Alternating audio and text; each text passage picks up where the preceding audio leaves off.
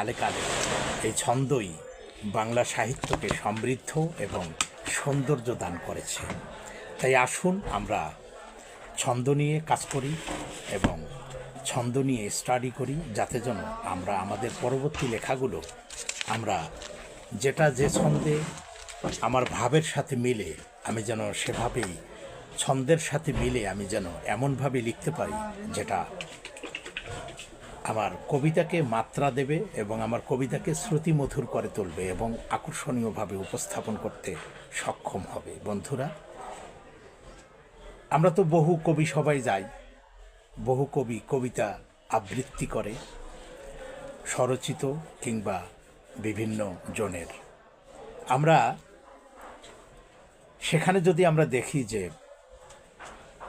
জ্যোতিচিহ্নের ব্যবহারের যথার্থতা রক্ষিত হয়নি কিংবা ছন্দের বিষয়টি উপেক্ষিত হয়েছে, আমরা সেখানে কিন্তু অনেক সময় বিরক্ত লাগে। কারণ কি?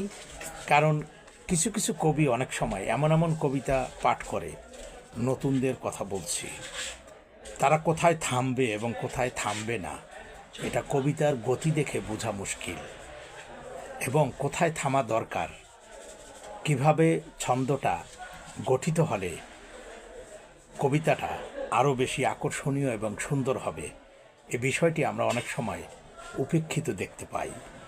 এবং এর কারণে আমরা ছন্দের যে বিন্যাস আমরা ব্যবহার করতে পারি না, কারণ আমরা সে বিষয়ে অনেক সময় আমরা উদাসীন থাকি।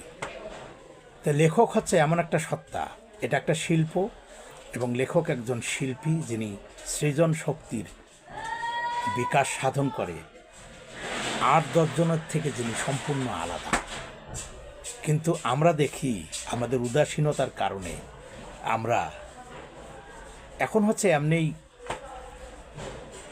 কবিতা বিমুখ প্রজন্ম, লেখাপড়া বিমুখ জাতি। সেক্ষেত্রে যদি আমরা প্রভাব সৃষ্টি করতে চাই, তাহলে অবশ্যই দক্ষতার সাথে ছন্দের ব্যবহার এবং আমাদেরকে অবশ্যই ছন্দবদ্ধ লাইন গঠনের দিকে আরও বেশি মনোযোগী হওয়া দরকার। তাহলে কি হবে?